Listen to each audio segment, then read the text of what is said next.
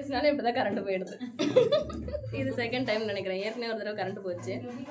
ஏற்கனவே வந்து த Don of the churches, அதாவது சர்ச்சில் உள்ள எல்லா டான்ஸும் வந்து பேசிட்டாங்க. 7 வார்த்தைகளை பேசுனதுக்கப்புறம் நான் வந்து அது முடிக்கிறதுன்றது ஒரு பெரிய விஷயம் கிடையாது. மிகப்பெரிய ஆட்கள் எல்லாருமே இவ்வளோ அழகாக பேசுவாங்கன்னு நான் எதிர்பார்க்கவே இல்லை. எனக்கு தான் நிறையா ஃபேன் இருப்பாங்கன்னு நினச்சேன். அவங்களுக்குலாம் இப்போ நான் ஃபேன் ஆகிட்டேன்.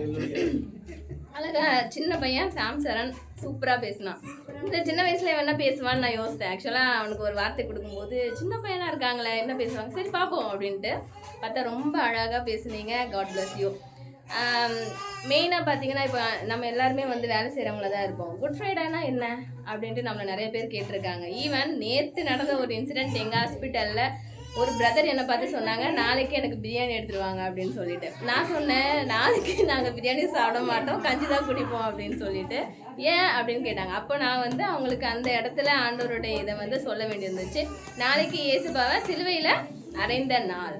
அப்போனா சிலுவையில் அரைஞ்ச நாள்னா உடனே பக்கத்தில் இருந்த இன்னொரு சிஸ்டர் சொன்னாங்க, ஈவன் அவங்க எனக்கு இன்சார்ஜ், நாளைக்கு எல்லாரும் சர்ச்சில் உட்காந்து அழுவாங்க அப்படின்னு சொல்லிட்டு. நம்ம வந்து இது அழுகிற நாளா அப்படின்னு பார்த்தா அழுகிற நாள் கிடையாது, இது மகிழ்ச்சியின் நாள். அதனால தான் வந்து குட் ஃப்ரைடே அப்படின்னு சொல்லிட்டு அந்த வார்த்தையை வச்சுருக்காங்க. வெறும் ஃப்ரைடே, இதுக்கு பிளாக் ஃப்ரைடே, கிரேட் ஃப்ரைடே, அந்த மாதிரி நிறைய இங்கிலீஷில் வார்த்தைகள் இருக்குது. நிறைய பேர் பார்த்தீங்கன்னா கருப்பு கலர் ட்ரெஸ்ஸு போட்டுட்டு துக்கத்தை அனுசரிப்பார்கள். நம்ம சர்ச்சில் 1-2 பேர் தான் போட்டிருக்கோம், நிறைய பேர் போடலை. ஸோ இது துக்கத்தை அனுசரிக்கிற நாள் கிடையாது, சிலுவையை பற்றி நாம் அறிந்து கொள்ள வேண்டிய நாள்.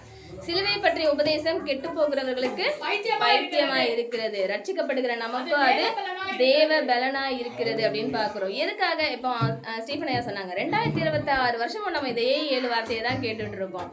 2024 4046 வருஷம் ஆனாலும் இந்த 7 வார்த்தையை கேட்டாலும் நமக்கு வந்து என்ன ஆகாது, இந்த பலன் புது பலன் நமக்கு கிடைக்கணும் அப்படின்னு சொன்னால் அந்த 7 வார்த்தையை நம்ம கேட்டுகிட்டே தான் இருக்கணும். 7 வார்த்தையை மட்டும்தான் ஆண்டவர் பேசினாரானா கிடையவே கிடையாது, நிறைய வார்த்தை ஆண்டவர் பேசியிருக்காரு.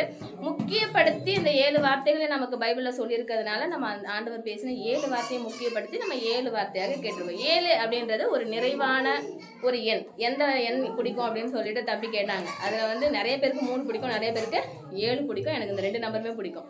ஸோ அந்த 7 அப்படின்ற வார்த்தை நிறைவு பெறுகிறதுனால தான் வந்து நம்ம என்ன பண்ணுறோம்னா அந்த 7 வார்த்தையை முக்கியப்படுத்தி 7 வார்த்தையும் ஒவ்வொருத்தரும் ஒவ்வொரு விதத்தில் பேசுவாங்க. ஒவ்வொரு வருஷமும் நமக்கு அது புதுசாக தான் தெரியும். ஆஹா, அதே வார்த்தை தான் நம்ம கேட்குறோம், அதே மன்னிப்பு, அதே ரட்சிப்பு, அதே ஒப்புவிப்பு அப்படின்னாலும் ஒவ்வொருத்தரும் ஆண்டவர் என்ன சொல்லுகிறாரோ அந்த வார்த்தையை வைத்து நமக்கு பேசும்போது அது வித்தியாசமாக இருக்கும். ஓ, இதை மீன் பண்ணி தான் ஏசப்பா சொல்லியிருப்பாங்களோ, இதை மீன் பண்ணி தான் சொல்லியிருப்பாங்களோ அப்படின்னு சொல்லிட்டு நமக்கு நிறைய விஷயங்கள் ஒவ்வொரு வருஷமும் புரியும்.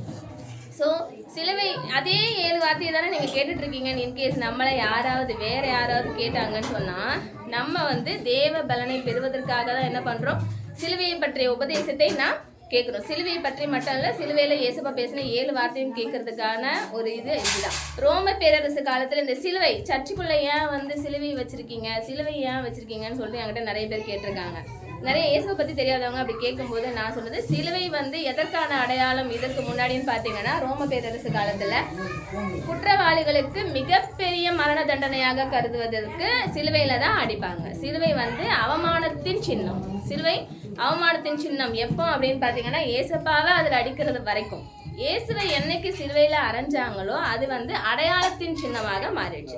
அவமானத்தின் சின்னத்தை அடையாளத்தின் சின்னமாக மாற்றி இன்னைக்கு நம்ம சபைக்குள்ள வச்சிருக்கோம். சிலுவையை மிக மிக கேவலமான ஒரு சிலுவையை பற்றி நம்ம இவ்வளவு ஒரு நாளை ஒதுக்கி அதுக்குன்னு லீவ் எடுத்து பாஸ்டருங்க பல நாட்களாக ப்ரிப்பேர் பண்ணி இல்லை 7 வார்த்தையை பேசுகிறவங்க ஆயத்தப்பட்டு இவ்வளவும் நம்ம பேசுகிறோம் அப்படின்னு சொன்னால் அதுக்கு ஒரே காரணம் சிலுவையில் இயேசுவை அறைந்ததுனால மட்டும்தான். சிலுவையில் இயேசுப்பாவை அடித்ததுனால மட்டும் இது வந்து அடையாளத்தின் சின்னமாக மாறிச்சா அப்படின்னா கிடையாது. 3ஆவது நாள் மிகப்பெரிய விஷயமாக கருதப்படுவது இயேசுப்பா உயிரோட வந்தாங்க. இயேசு உயிரோட வந்ததுனால மட்டும்தான் சிலுவைக்கு இவ்வளவு மிகப்பெரிய பெருமை. இந்த உலகத்தில் இருக்கிற எல்லா தெய்வத்தை பற்றியும் நம்ம பார்க்குறோம், எத்தனையோ புத்தகங்கள் இருக்குது இந்துக்களுக்காக.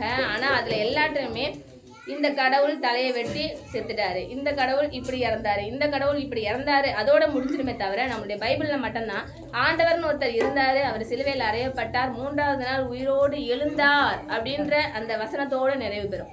ஸோ பைபிள் வந்து நமக்கு என்ன சொல்லுதுன்னா சிலுவை பற்றி மட்டும் இல்லை, சிலுவைக்கு பின்னாடி நடந்த நிறைய விஷயங்கள் இருக்குது. ஆண்டவர் உயிரோடு எழுந்ததுனால தான் நம்ம இந்த சிலுவையை பற்றி இவ்வளவு மேன்மையாக பேசி கொண்டிருக்கிறோமே தவிர அந்த சிலுவையில் அடித்து மற்ற குற்றவாளிகளை போல ஆண்டவரும் மரணமாயிருந்தாரு, செத்து போயிட்டாரு அப்படின்னு சொன்னால் நம்ம இதை பற்றி மிக பெருமையாக நம்ம என்ன பண்ணியிருக்க மாட்டோம், பேசியிருக்க மாட்டோம். அதே மாதிரி பார்த்தீங்கன்னா தோராயமா ஒரு சிலுவை அப்படின்னா எப்படி இருக்கும் அப்படின்னு சொன்னா ஒவ்வொருத்தருக்கும் குற்றவாளிகளுக்கு அவங்கவுங்க குற்றத்துக்கு ஏற்ற மாதிரி இருக்கும் அப்படின்னு சொல்லியிருக்காங்க. நம்மளுடைய ஏசப்பா சுமந்த அந்த சிலுவை கிட்டத்தட்ட, அதாவது அப்ராக்சிமேட்டாக சொல்லியிருக்காங்க, கரெக்டாக அக்யூரேட்டாக யாருமே சொல்லலை. நீளம் வந்து 15 அடி, அகலம் 8 அடி, எடை வந்து கிட்டத்தட்ட 150 கிலோ இருந்திருக்கு அப்படின்னு சொல்றாங்க. அதாவது இயேசுக்குன்னு சொல்லியே அவர் இந்த உலகத்துல